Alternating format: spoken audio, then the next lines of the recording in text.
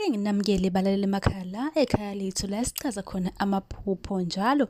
Uma ukuthi ke uyadinga ke ukubona namanye amavidiyo ngicela nje uye ku YouTube ufike ubhale ukuthi sichaza amaphupho la uzothola khona ke inqwaba yamavidiyo sichaza amaphupho. Ungakhohlwa ke nokushaya usubscribe khona.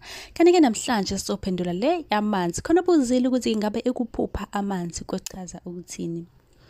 Uma ke uphuza amanzi lokho kuyinhlahla futhi kuyinhlahla enhle kakhulu uma nje ingilazi igcwele futhi amanzi ehlanzekile. Uyangizwa ke lapho ngithe ehlanzekile.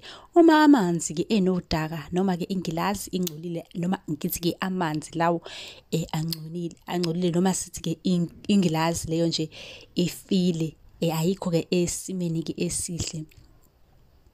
Kusho ukuthi ke kunomuntu osondelene nawe noma umuntu nje umjwayele odinga usizo uzocela usizo kuwena lo muntu uxakekile. Kanti ke uma uphupha amanzi ahlanzekile phakathi kukhona ke inhlanzi kanye nenyoka, lokho ke kusho ukuthi izinto zakho ziyakhanya noma zimhlophe futhi.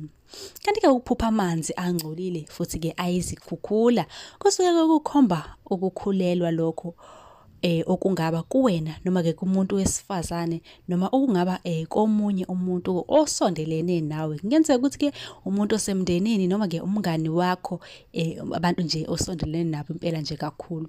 Kepha ke uma ke ehlanzekile asuke ebika ukuthi ke